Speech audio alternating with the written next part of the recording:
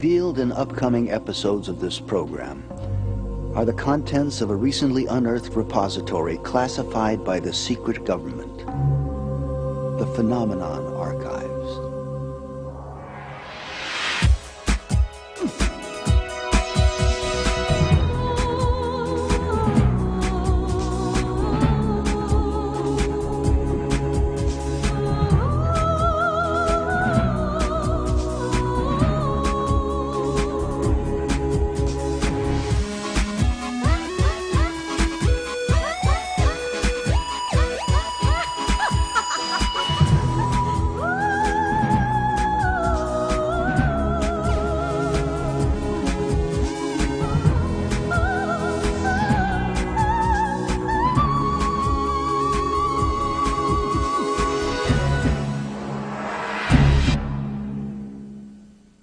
Many of us would like to believe that the achievement of greatness is rewarded, if not monetarily, then certainly through the even eyes of history.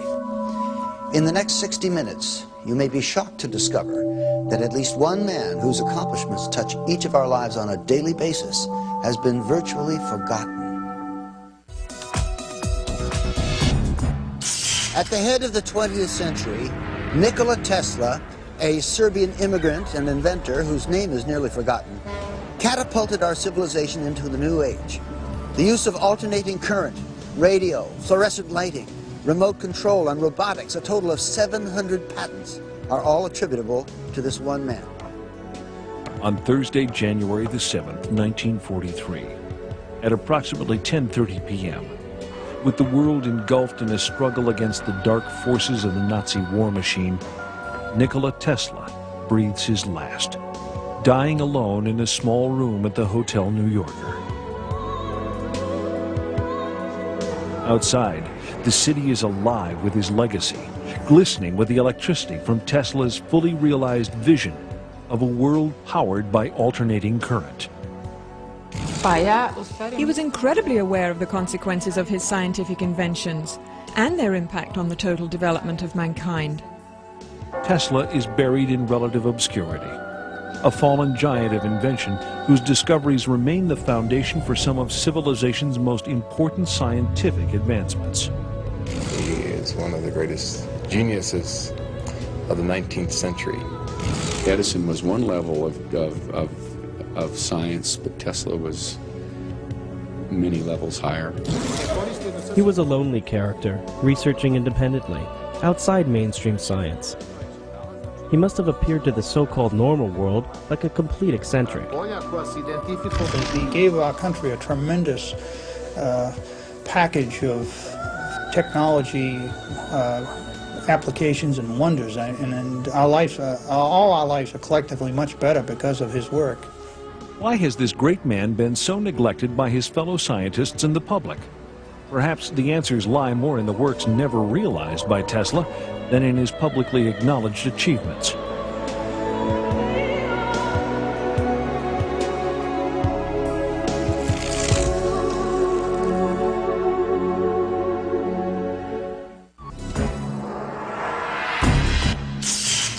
Legend has it that Nikola Tesla was born at the stroke of midnight in 1856 in the midst of a dazzling electrical storm. As a young man, his greatest aspiration was to harness the power of Niagara Falls. He achieved that dream, and in so doing, popularized alternating current. Now, already a half-century after his death, a mystery surrounds Tesla. His contributions, which were great and many, have descended into obscurity. Why? Nikola Tesla was a humanitarian, a U.S. patriot, and yes, an unbridled genius.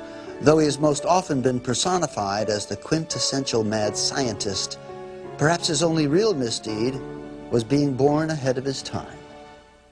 Tesla, a Serb, grew up in a small village in Croatia, the son of a strict clergyman and a brilliant, inventive mother. With a photographic memory and the ability to learn 6 languages by the age of 18, Tesla soon assumes his path in life as a gifted inventor. He has an uncanny ability to visualize his inventions, to assemble, test, and disassemble them to exacting dimensions, all in his mind, either while awake or in his dreams. From the time he was an early child, Tesla had the capability to visualize something so intensely and so vividly that he simply couldn't tell the difference between that and a real object. In 1884, Nikola Tesla emigrates to the United States. Virtually penniless, he presents himself to Thomas Edison and is hired immediately. Okay, Tesla, consider yourself introduced. But when Tesla describes to Edison his intricate plans for alternating current and a polyphase motor system far more efficient than Edison's direct current system, Edison recognizes Tesla as a potentially dangerous competitor. You know, Edison just didn't want anybody to get ahead of him, even if he had a better system. And this is the way it is when you get aggressive people working. They will destroy each other. A prize is offered to anyone who can harness and transmit energy from Niagara Falls to Buffalo, New York. Edison does everything in his power to discredit alternating current and Tesla. Alternating current is a danger to human life. Start the generator.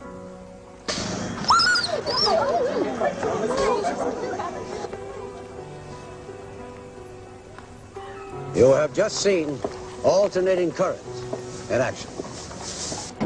Despite Edison's opposition, Tesla's AC polyphase system is adopted. And in May of 1888, George Westinghouse hears about this remarkable inventor and buys the alternating current patents. By 1897, both Tesla and alternating current become a household name throughout the world. He realized completely what would happen with the implementation of alternating current and electrification of the whole planet. That it would bring tremendous change in human life, in information in general, even in the mental state of human beings.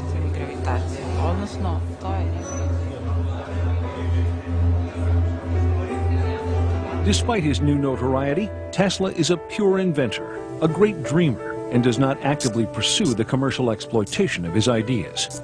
His many remarkable breakthroughs in high-frequency electricity, including radar, radio, neon, and fluorescent lamps, are often attributed to others. For instance, Tesla's invention of shadowgraphs, a system for taking X-ray photographs, predates the work of Wilhelm Röntgen. Tesla's fertile imagination enkindles theories for the internet and television years ahead of their time. Though these visionary leaps are ultimately proven and manifest, Tesla's tendency toward exaggeration and the manner in which he announces his ideas to the press cause the inventor a good deal of public criticism. We must be able to transmit scenes from other places over long distances. Pictures, the news, energy, and why not matter too? Now we must liberate thought. We must set it free of limitations that space and time impose on it, and yet keep its principal characteristics, now and in future centuries. A flamboyant and mysterious man, always too eager to share his ideas with the world, Tesla demonstrates his laboratory experiments to such friends and luminaries as Mark Twain. The man was socially capable of hobnobbing with the most elite people in the world at the time, Mark Twain, Westinghouse, J.P. Morgan, and from his acquaintances was able to finance some of the most spectacular experiments in history. As a publicity stunt, Tesla would sit in his laboratory while massive bolts of electricity danced about him.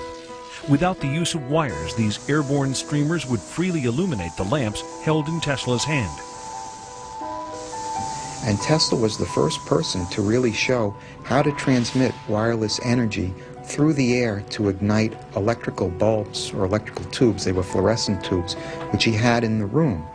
These tubes would respond to different frequencies. So if he produced one frequency, one group of bulbs would light, and if he produced another frequency, another group of bulbs would light. In 1898, while perfecting his patents for the invention of wireless radio transmission, Tesla's laboratory mysteriously burns to the ground. This fire destroys thousands of hours of work, setting the inventor back years and costing him personally over $1 million. Tesla is horrified by the extent of the damage, but his is a resilient spirit. For while the hardware lay in cinders, Tesla's remarkable mental abilities enabled him to begin the process of recreating his work. In 1899, Tesla moves to Colorado Springs to experiment with terrestrial and atmospheric waves. Out on the prairie, he pursues his passion for discovering sources of free energy, both above and below the surface of the Earth. While investigating a phenomenon known as the Schumann cavity, he develops his theories for tapping limitless sources of power that all people of the world may share. Surrounding the Earth, there's a cavity that resonates at about 8 cycles per second. And this cavity exists between the Earth we're standing on now and the bottom of the ionosphere, about a 60-kilometer gap. And this three-dimensional resonant cavity, in that cavity, you can transmit power, electromagnetic energy, at 8 hertz with almost no attenuation. The Schumann cavity is pumped or fueled at this time with megawatts of power from the lightning strokes that are occurring many times a second on a worldwide basis. It's rather like a child who's playing with a tetherball. Tesla was so creative, he envisioned using his power transmitter to spank the ball, put a great big ball of electricity, if by analogy, a pulse of electricity, in the ionosphere, and it would very weakly distribute itself all the way around the world. And when it came around the other side, just at the right moment, he would spank it again with another pulse of electricity, and he'd keep doing this until the accumulated energy was so great that it would be a resource to be pulled back out of the sky by a proper antenna. Tesla's idea was to be able to provide power equally to all people on Earth. At this time, there are 2 to 3 billion people on this planet that can't go home at night and turn on their lights. We can. The people that can are living in poverty. Tesla saw that there was a division between the have and the have-nots, and he was determined to make electrical power equally available to all people on this planet as a gift. Tesla develops the technology at Colorado Springs to produce astonishingly high voltages and currents. When the switch is thrown, ghostly sparks dance inside the lab, while on the copper ball atop the antenna, thick blue lightning crackles upward over 100 feet into the sky. Thunderclaps are heard over 15 miles away. It is one of the great inventor's crowning achievements, man-made lightning. At Colorado Springs, he had a 56 kilovolt ampere Westinghouse transformer that George Westinghouse gave to him, and it had various taps on it up to 55,000 volts. And through the amplification of this transformer into his magnifying transmitter, he's able to actually blowing up the Colorado Springs, some of the generators in the power at Colorado Springs plant at a distance of about 25 miles away. Originally it was thought that he generated or used so much power from the utility company that it burned out a couple of their generators. Since then, there's been some conjecture that actually he was picking up more energy from the surrounding air at that high altitude, and it was feeding back into the generator, and you cannot feed electrical energy back into a generator, and that's what blew him out. And they wouldn't sell him any more power until he and his assistant went down and repaired the generators.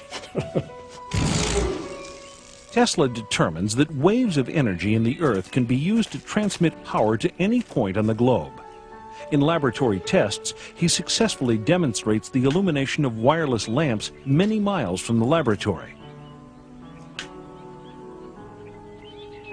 But his experiments also produce more ominous possibilities. Alpha waves in the human brain are between 6 and 8 hertz. The wave frequency of the Schumann cavity resonates between 6 and 8 hertz. All biological systems operate in the same frequency range. The human brain's alpha waves function in this range, and the electrical resonance of the Earth is between 6 and 8 hertz.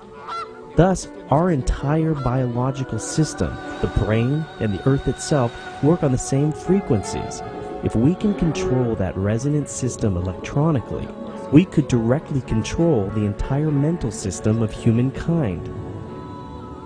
Tesla, aware of the awesome power this aspect of his discovery might unleash, decides to keep it under wraps.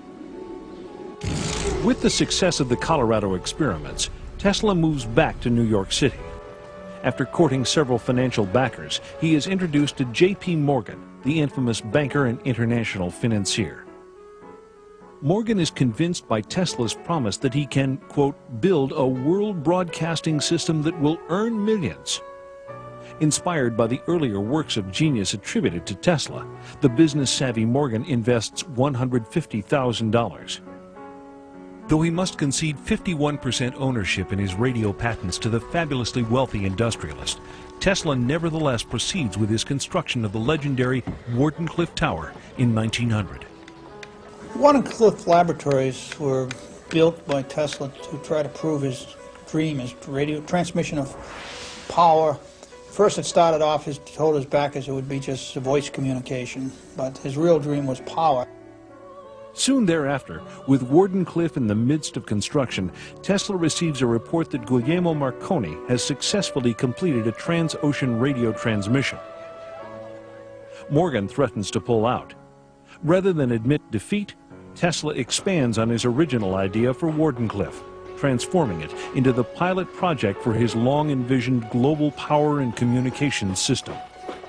Tesla promises Morgan that he can erect a system of towers that will pull down energy from the ionosphere, making it possible to transmit electricity throughout the world without wires. In short, free energy for everyone. Tesla was called a nut because Tesla also said that he could generate without any fuel, without any solar energy, without any wind power, he could generate electrical power, and he did do that. And that was something that the fuel companies didn't want to have happen. He was also able to broadcast electrical power through the air without any wires. And that project was stopped by J.P. Morgan when the commercial consequences became obvious. Seeing no way to make a profit from Tesla's free energy device and convinced Marconi would monopolize radio, Morgan backs off. Ironically, over 40 years later, the Supreme Court of the United States determines that Marconi copied his radio technology from patents already held by Tesla, and that it was Tesla who actually discovered wireless transmission. Some believe that the Wardenclyffe fiasco was about more than just money. They say Tesla himself scuttled the plant out of fear that in the wrong hands, the potential power generated by Wardenclyffe could bring lasting harm to the people and the planet. Although Morgan didn't finance the Wardenclyffe Tower at the end, it seems to me the project was not stopped because of money. Tesla stopped it when he realized his ideas might be co-opted and implemented solely for military purposes. That's probably the wisest decision a scientist can make. And Tesla reveals for the first time in an article published in the New York Times that Wardenclyffe could also be used as a weapon to take down airplanes. He managed to stop the catastrophe that would be attributed to him, because being able to free and target down 2 billion volts from the ionosphere is sufficient to burn any city on the planet. The effect is stronger than the atomic bomb. Did Tesla discover the ultimate means of destruction? The answer is still unresolved. By 1915, it is rumored that Tesla and Thomas Edison are each to receive the Nobel Prize, but these reports prove false. 2 years later, Tesla is awarded the Edison Medal by the American Institute of Electrical Engineers. But any credibility this might afford him is undone by Tesla's extravagant boasts that Wardenclyffe can be used to modify the weather. They tore the tower down during the war because the military thought that was there for spy purposes. It took at least 3 or 4 charges of dynamite. It was so well built, they almost couldn't demolish it. But before it was completely dismembered, it was experimented with by someone who wanted to project scalar waves. All the birds, seagulls, and everything else left the area. There wasn't one within 20 miles. And the fishermen normally go out there complaining because there were no fish that they could catch within a radius of 10 or 15 miles while that station was operating. That's why you can get a manifestation of some animals acting strangely a day or hours before an earthquake. With his beloved tower in ruins, Tesla retreats into his laboratory and begins far more complex and dangerous experiments. On July 11, 1934, the New York Times reports that Nikola Tesla has developed a death ray, a particle beam weapon that can destroy 10,000 planes at a distance of 250 miles. Tesla claims that a plant for producing this device could be constructed in 3 months at a cost of $2 million. Aside from the devastating offensive capabilities, Tesla believes that if he can successfully build 12 of these towers, his is a weapon to end all wars. Tesla's famous death ray was a device which probably is very widely misunderstood and may have been one of the reasons why he didn't receive some of the respect by the scientific community that he may have well deserved. I think today a lot of people think of a death ray as a phaser or some esoteric type device you might see in a science fiction movie.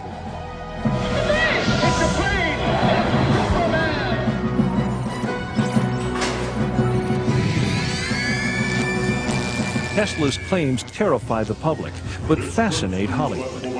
He is parodied in Superman cartoons as a mad scientist terrorizing New York with an electrothanasia death ray and an army of remote-controlled robots. Tesla's death ray was actually a particle beam weapon. A particle beam weapon which he had developed in the 30s. It was based on the principle of electrostatic acceleration of minute particles of charge, similar to work being done by the Department of Defense. The basic concept is that you take a particle, a micro projectile it's called, and through the use of high voltage, you accelerate it to great velocities. The velocity being very high, the particle doesn't have to be very big to do a lot of damage. If you get a stream of these things being accelerated and projected, it will do substantial damage. You'd be able to knock down a missile in space, for instance. With only 12 such plants strategically placed around the United States, Tesla claims his teleforce can be used to keep the United States safe from all foes. With the world on the verge of World War II, the United States government takes an active interest in the Tesla death ray. Because he was a patriot, he offered this system to the United States government. The United States government developed and worked and engineered this particle beam weapon beginning in the 40s. We don't know what the extent of the research was or where it went from there, but we do have declassified documents released under the Freedom of Information Act that demonstrate the U.S. government's extreme interest in Tesla's particle beam weapon. The New York Times states that Tesla's death ray, which can send concentrated beams of particles through the air and cause armies of millions to drop in their tracks, is the most important of Tesla's inventions. But in an unprecedented decision, Tesla makes the exploitation of his invention by any single government impossible. He distributes the plans in proprietary segments, like the pieces of a jigsaw puzzle. He gave it to the English, Canadian, American, and Russian governments so that they had to sit down together to collaborate if they wanted to realize the whole invention. He realized that people are not conscious enough to handle this information. That's why Tesla put these governments into mutual dependability. There's some evidence that Tesla had given the plans to the Russians who were on our side at that time. In the 1970s, Aviation Week showed an article on the Russian particle beam weapon, and Tesla's particle beam weapon didn't surface until about 10 years later when Andrei Puharich brought it out, and the schematics exactly matched the Russian particle beam weapon. Head of U.S. Air Force Intelligence, Major General George Keegan, describes the Soviet system. And what comes out of the end of this little magnetic tube are pulsed proton beams, 100 billion electron volts, each at energy levels at 10 to the 10 joules. That's just simply more energy than any man has ever conceived of in the United States. And then you have to bend that beam, and you have to burn it through the atmosphere, and you have to find an object to aim it at. Nikola Tesla sent a proposal to Russian scientists and engineers on May 16, 1935, concerning high voltage and the acceleration of charged particles. He received a list of follow-up questions from them in November of that year. Military scholars contend that the Soviets achieved a 100% Star Wars defense by 1968. We had learned through very sensitive sources that the Soviets in 1977 would test in space the most powerful laser in history, 10 times more powerful than any laser we have under development in the U.S. Finally, when I became Chief of Air Force Intelligence, my first act of office was to put out an order stating that this device and this development would be the #1 priority in Air Force Intelligence. So we set up a meeting with 40 or 50 of the top nuclear scientists in the free world, from Edward Teller on down. And these scientists, for 6 years, under a $60 million secret project called Project Seesaw, had been trying to develop an electron beam to shoot down ICBMs, and they failed. And now, both in the White House and in the Department of Defense, there is an embarrassed silence as the technicians and scientists on both staffs, now having examined the massive body of research we did in the Air Force, suddenly realize that they may have misinformed the American public. Was President Ronald Reagan merely attempting to catch up with the Soviets in his development of the Strategic Defense Initiative? All we can do is make sure that technology becomes the ally and protector of peace, that we build better shields rather than sharper and more deadly swords. In so doing, maybe we can help to bring an end to the brutal legacy of modern warfare. As a result of America's delays in weaponry development, Tesla's discoveries are only now, nearly 100 years later, being adapted for both offensive and defensive purposes. The latest development? Space-based particle beam satellites. The paper which showed the technology to make the anti-war machine was eventually published in the proceedings of the International Tesla Society. So it's in the public domain now, how to do it. And what is uncanny is that when one knows today's Star Wars program and the beam weaponry that has been selected, it is almost identical to what was proposed by Tesla. At the time that I came across the documents, I took it to experts in the aerospace field and asked them to look at his technique for generating high voltages. At the time, the aerospace firm I was working with was working on particle beam technology, and they had a study group that was working on proposals to give to the government on directed energy weapons. I gave that proposal to the advanced projects research team and asked them to consider it. The only word that I ever got back from them was that they said it was interesting, and they would say no more. Tesla certainly spoke of a very large series of very powerful weapons. I think that's a reasonable thing, and let's approach it this way. Certainly I'm on record as saying the weapons exist and that several nations have weaponized them. We know that the Russians very early on were interested in things like free energy right out of the vacuum, and they were interested in weapons. What became of Tesla's weapon? It's never been heard from since. It may be something that's in a closet somewhere. It may be something that's used. It may be in orbit. We don't know. There is no question today that the Soviet Union has these weapons. And if what I put together is correct, and I'm absolutely convinced it is, 3 other nations of the world also developed those weapons and resoundingly checked the Soviet Union. The other 3 are friendly to the United States, not hostile. And I think that played one great part in the fall of the Soviet Empire. 3 other nations today are indeed working on what I call the Tesla weapons, or really scalar electromagnetic weapons. And these nations are not really friendly to the U.S. at all. So it's a much more dangerous world that has emerged. In an article published November 3rd, 1998, Bill Gertz of the Washington Times writes, "The Chinese army is building laser weapons and already possesses particle beam weapons capable of damaging sensors on space-based reconnaissance and intelligence systems. If the People's Liberation Army has beam weapons, what about the U.S. military? Under promise of anonymity, this Navy SEAL spoke about current capabilities.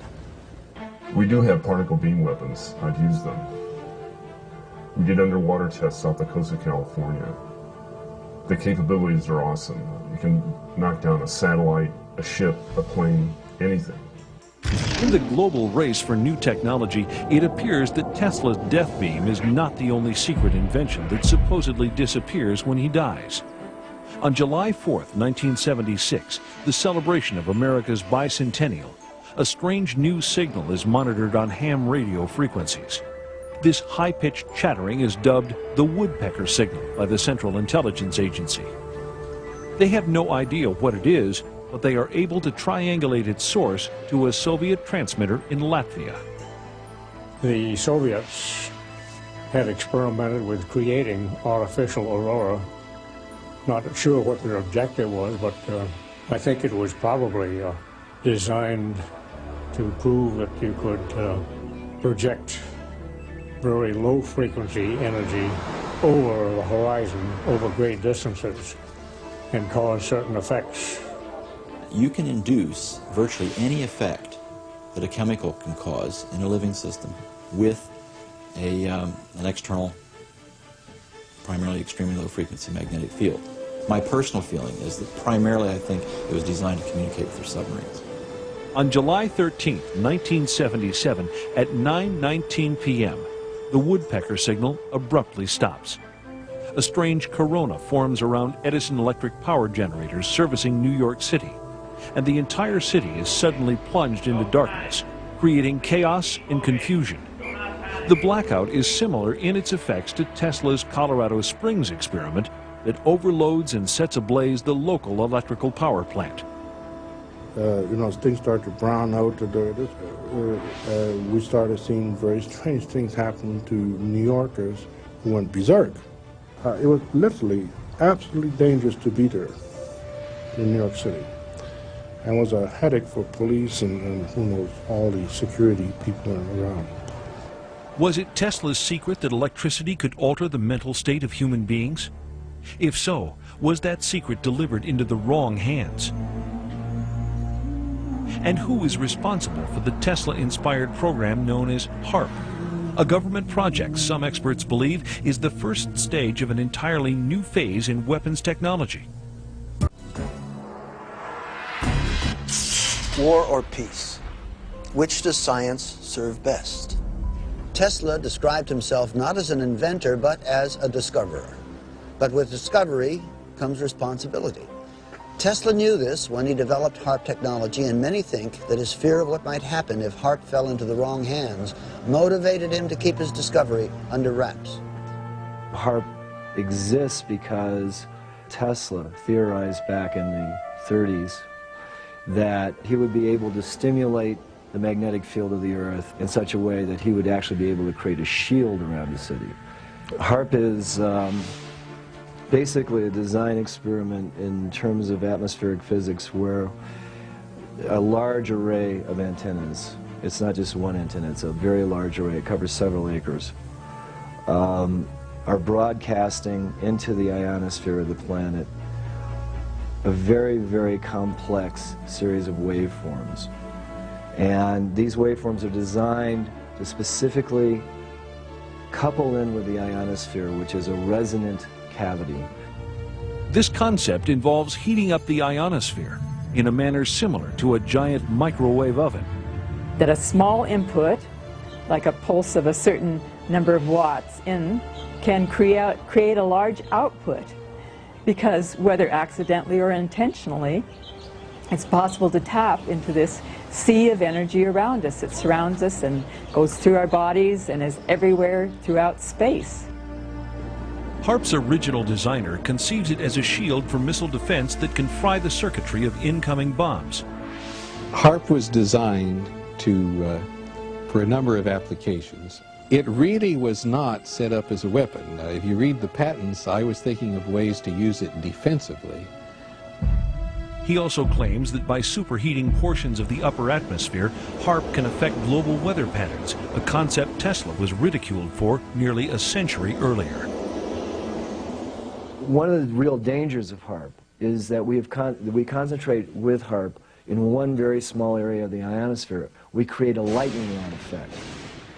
We create a lightning rod that can distort the magnetosphere of the planet, which is the magnetic shield of the planet.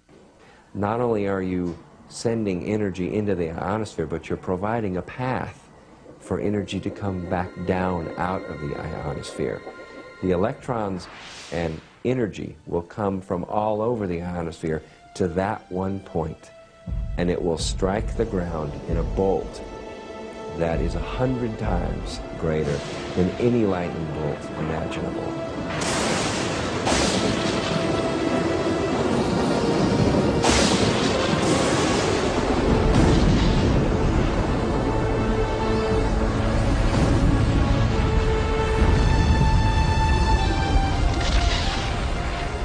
Kind of like 3 or 4 Mount St. Helens volcanoes going off each second. The true power of HAARP technology is not yet known, and there is no civilian monitoring agency. The possibility that HAARP may be capable of enormous planetary disruptions, including weather changes, global warming, or even slowing the Earth's orbit by shifting the shape of the ionosphere, may tell us why Tesla suppressed the blueprints for this invention. He stopped his power shield defense project in 1905 because he realized that such a resonant system of 5 towers around the globe could cause a tremendous destruction of humankind. Not long after, Tesla's money runs out. His main supporters either die or sever relations. As his anonymity increases, he continues with even more esoteric research. He was very much concerned with being able to utilize the phenomenon of resonance to do certain things, not the least of which was to destroy certain materials. And that was evidenced later on by that experiment he did on Wall Street, where the new building, steel building, was going up, and he tried out one of his resonators, nothing more than a mechanical vibrator that was battery operated, and set up a resonance in the steel beams to the point where it kept building up, like pushing a kid on a swing, you know, keep pushing, and a little push will take it a lot further every time. And he almost brought the building down, scared the people who were working on it. They thought they were having an earthquake. And they went down and called the police and everything else. Tesla got a little bit scared and picked up his equipment, put it in his pocket, and went home. He had one other unfortunate incident which today we would laugh at, but was very serious at the time. He picked up radio signals from space. You know, we know today, of course, that planets radiate RF noise and so forth. But when he announced this, it just caused a sensation, and all the scientists said immediately, "What a kook! You know, what a idiot!" There were rumors you went to Colorado Springs in order to contact Mars. Is that true? I never intended to. However, I recorded certain electrical impulses of unknown origin, and these were repeated at constantly timed intervals. It's possible they were a kind of signal from space. And did you in turn send them a message? Ask the Martians that question. Mr. That's all today. No more questions, please. They got to thinking, I'm sure, well, he's talking crazy now. He's feeding pigeons in the park, and he's got this crazy idea of transmitting signals to Mars. And Tesla is so advanced in his thinking, so sensitive and eccentric, that few of his colleagues understand his work. He is perceived as snobbish and overconfident. He was ostracized, I think, primarily because of his difference and because of his radical statements and because of his pronouncements of great systems. They didn't have the foggiest notion of what he was talking about. Nikola Tesla saw many of his inventions scrutinized, then adopted by the military. However, it becomes apparent that as a citizen of the planet, Tesla ultimately serves a much higher authority. He met Swami Vivekananda in New York City in the late 1890s, Swami Vivekananda was probably the first yogi to come to this country with Eastern philosophy and present it to the West. It was at Swami Vivekananda's lectures that Tesla picked up the Sanskrit terminology, prana, akasha, and the concepts of the ether that led him to determine, or actually led him to a point where he could describe succinctly the physics of the universe, the physics of matter creation in this dimension. In many of his letters, he wrote that if he were to choose a religion, it would be Buddhism. All his stories about his journeys in other worlds, about dreams, about machines that operated in his imagination, were manifestations similar to the experience of the shamans. It was known that his solutions came during a dream. Tesla's view of the universe, his cosmology, if I might call it that, is based on viewing life from a spiritual point of view. And it was in the science of the ancient works of the Vedas where he found the spiritual terminology to describe what he saw manifest in the physical world. What leads Tesla to this spiritual awakening may never be known. But it is not uncommon among those forward-thinking patrons of discovery, people like Robert Oppenheimer, father of the nuclear bomb, or Albert Einstein, that in the end they recognized the singular perfection of the interconnected and life-imbuing system of our planet.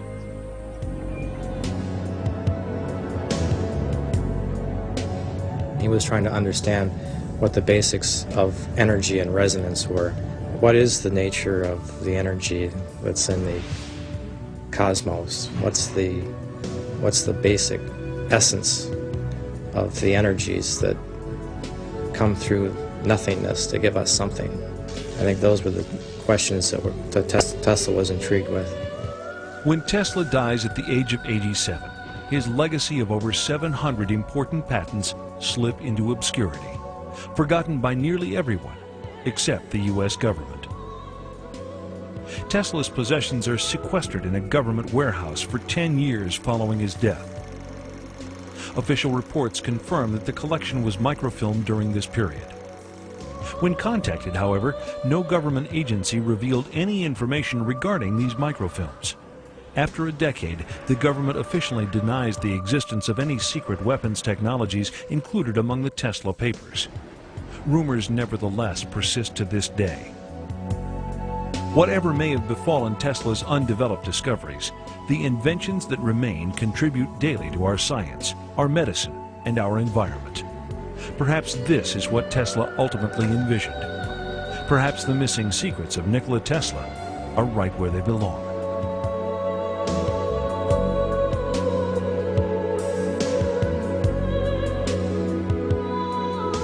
Tesla disagreed with scientists about some basic concepts of relativity theory and quantum mechanical theory, and he fell out of favor with the established scientists of the day. Tesla was very knowledgeable about quantum mechanics and Einstein's theory of relativity. Both were developed during his lifetime. And he suspected that sooner or later, quantum mechanics and relativity theorists would enter into a crisis. And that's why he used to say, "The present time is theirs, but the future is mine." Sir Albert Einstein also said that once there's a bunch of little theories all over the world, there's a prelude to a major breakthrough in science and physics. I think that science today needs to take a new look at some of the theories of Tesla, because there is more to the universe than what we are looking at and what we are observing with our scientific instruments.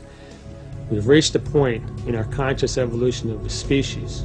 We have the ability at our fingertips now to engineer and to manipulate space-time and gravity. We're on the threshold of a new technology. Nikola Tesla was the gatekeeper of lightning. Some of his ideas earned him a reputation as a fruitcake. Some permanently rocked the world of science. Still others changed our planet and our lives.